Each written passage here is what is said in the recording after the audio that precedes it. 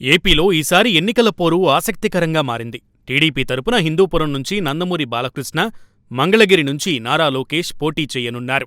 అయితే మామా అల్లుళ్లపై వైసీపీ అధినేత సీఎం జగన్ ఓ అస్త్రాన్ని ప్రయోగించారు. బాలకృష్ణపై టీఎన్ దీపిక, లోకేష్పై మురుగుడు లావణ్యను బరిలోకి దింపారు. రాష్ట్రంలోనే కీలక నేతలైన బాలకృష్ణ, లోకేష్పై మహిళా అభ్యర్థులను బరిలో నిలపడం రాజకీయంగా ప్రాధాన్యత సంతరించుకుంది. పైగా తొలిసారి దీపికా, లావణ్య ఎన్నికల్లో పోటీ చేయడం విశేషం.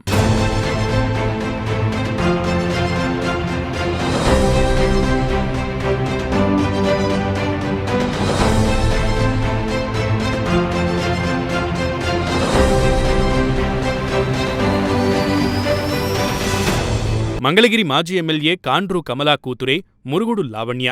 మాజీ మంత్రి, ప్రస్తుత ఎమ్మెల్సీ మురుగుడు హనుమంతరావు కోడలు కూడా కావడం విశేషం. కాండ్రు కమలకు వైఎస్ రాజశేఖరరెడ్డి కుటుంబంతో సన్నిహిత సంబంధాలు ఉన్నాయి.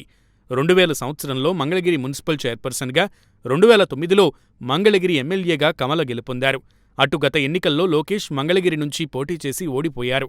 దీంతో ఈసారి ఎలాగైనా గెలిచి అసెంబ్లీలోకి అడుగుపెట్టాలని కంకణం కట్టుకున్నారు.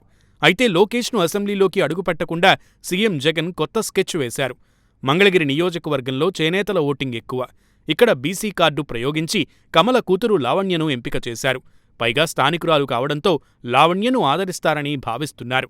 గత 25 ఏళ్లుగా 3 సార్లు కాంగ్రెస్, 2 సార్లు వైసీపీ గెలుపొందింది. ఒక విధంగా వైసీపీకి కంచు కోటగా మారింది. ఈ ఈక్వేషన్స్తో లావణ్యను జగన్ పోటీలోకి దింపారు. ఈసారి కూడా లోకేష్ను ఓడిస్తే రాజకీయంగా లోకేష్ను పూర్తిగా దెబ్బకొట్టినట్లు అవుతుందనే ఆయన భావిస్తున్నారు.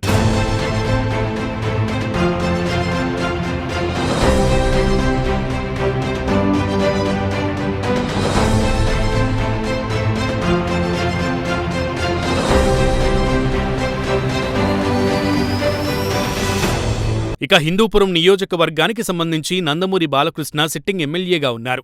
వైఎస్ జగన్ హవా సాగిన 2019 ఎన్నికల్లోనూ బాలకృష్ణ ఇక్కడ గెలుపొందారు. టీడీపీకి కంచుకోటలాంటి హిందూపురంలో బాలకృష్ణ సైతం వరుసగా 2 సార్లు గెలుపొందారు. అయితే హిందూపురం నియోజకవర్గంలో ఇప్పటివరకు మహిళా అభ్యర్థులెవరూ ఎన్నికల్లో పోటీ చేయలేదు. ఏ పార్టీ కూడా ఓ మహిళా నేతను అభ్యర్థిగా బరిలో నిలపలేదు. ఈ విషయాన్ని దృష్టిలో ఉంచుకుని మహిళా నేతకు జగన్ అవకాశం కల్పించారు. టీఎన్ దీపికను బరిలోకి దింపారు. గతేడాదే ఆమెను నియోజకవర్గ సమన్వయకర్తగా ప్రకటించడంతో ప్రజల్లోకి విస్తృతంగా వెళ్తున్నారు. అవకాశం దొరికినప్పుడల్లా బాలకృష్ణపై తనదైన శైలిలో విరుచుకుపడుతున్నారు. స్వయంగా మంత్రి పెద్దిరెడ్డి రామచంద్రారెడ్డి హిందూపురంలో బాలకృష్ణ ఓటమికి ప్రణాళికలు రచిస్తున్నారు. అయితే హిందూపురం వైసీపీలో 2 గ్రూపుల మధ్య విభేదాలు దీపికకు ఇబ్బందిగా మారాయి. సీఎం జగన్ పిలిచి సర్ది చెప్పినా వారు మాత్రం దీపికకు సహకరించే పరిస్థితులు లేవని అంటున్నారు. హిందూపురంలో బాలయ్యను కొట్టే శక్తి ఎవ్వరికీ లేదని టీడీపీ శ్రేణులు ధీమా వ్యక్తం చేస్తున్నాయి.